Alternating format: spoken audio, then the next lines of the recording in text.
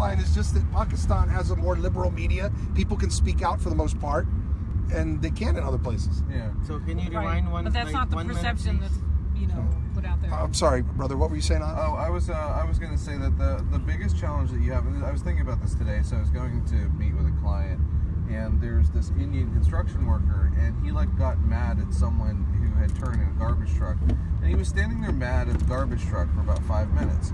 And the problem, I think, is that with a lot of the countries that don't necessarily have access to a bunch of stuff, and India being one of them, you get these kind of attitudes. You get these parochial attitudes in India. And then you end up with the Hindus and the Muslims at each other's throats based upon what some of the British did, 70, 80 years ago, because they've just drawn lines the wrong way and beaten these people down to where they're mad at a garbage truck. Absolutely. Yep.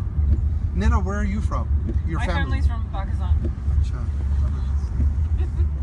From No one ever says Zabardast. Zabardast, right? Karachi.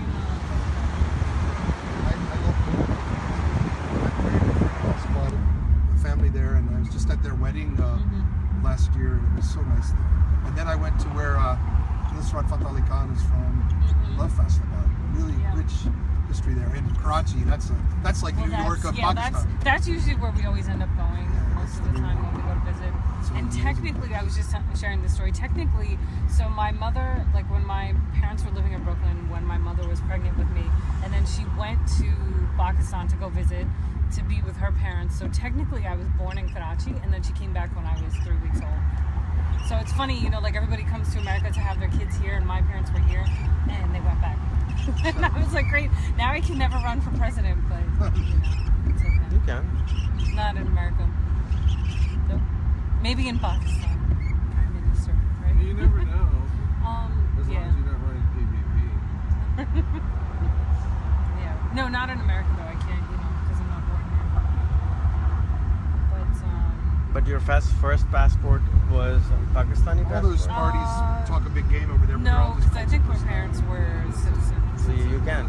So, no, you can't. You still have to... You were not born as another citizen. You were born as an American. Actually, no. Then maybe it was Pakistani, and then I think they became citizens when I was maybe signed by Sid Bernstein. really young, like 2 or 3 years. Stones to America.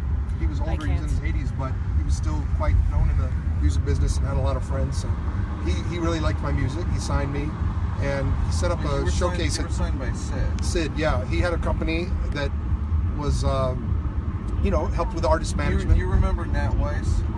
I've heard of him, but I don't know.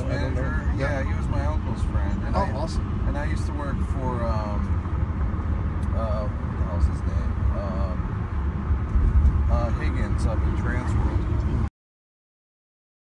Well, Sid had a radio show on 2nd Avenue Deli, the old 2nd Avenue Deli. Yeah. And he had a radio show, I think, every Tuesday, Wednesday night, whatever it was. And he had me on there. And so anyway, he had me booked at... New York. Yeah, he had me booked at... What are you guys talking about? My old manager, Sid Bernstein, he had brought the Beatles and Stones to America. And, he was... By the time I was involved with him, he was retired. Yeah. Oh. So he booked me at CBGB's nightclub for a showcase. And can you believe that doesn't even exist anymore? It didn't, yeah, and my gig didn't exist because it was booked for September 12th, 2001. So 9/11 happened. I was there, and I saw the buildings go down in the hotel room, and I went down with my van. I unloaded all my musical equipment, all my amplifiers, and I went down to Ground Zero, and I ended up working there for a week.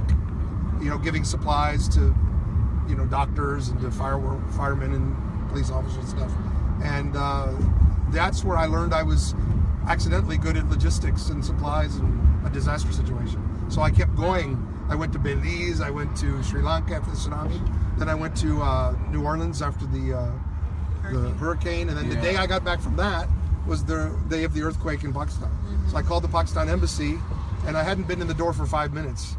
And I called them, and I said, hey, I do logistics. I've been to a few disasters, and if you need any help. So they gave me a name of Dr. Atif Malik, pain management specialist out of New Jersey.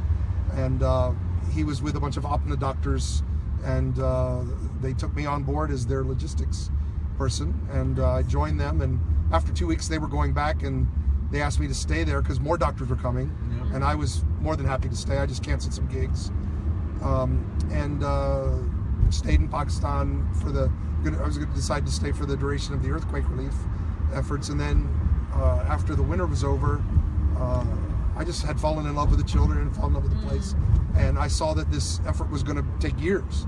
So I decided to register. I registered my own organization there, under the Societies Act of Pakistan. So did this doctor help you get funded initially? Just put the organization together, or did the organization kind of take over what you were doing? Well, what ended up happening was he was heavily involved in the initial relief efforts, and then they kind of exhausted their funds, and you know, there was that period of time where I guess they were trying to figure out if they were going to stay or go. But I had been on the ground, and they were back home, and you know, different perspectives and things like that. My perspective was that the mission needed to continue in a big way, and people that I'd met there had money, like Direct Relief International out in Santa Barbara, California. They saw our work on the ground, and they offered to give that group of doctors the money, but that group of doctors did not respond. And so actually, Dr. Atif Malik is a great guy. He was there during the emergency, but he wasn't one of the doctors that was going to keep it going.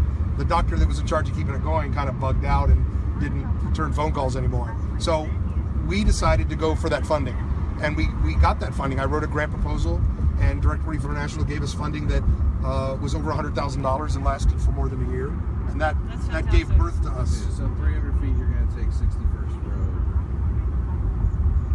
It's really admirable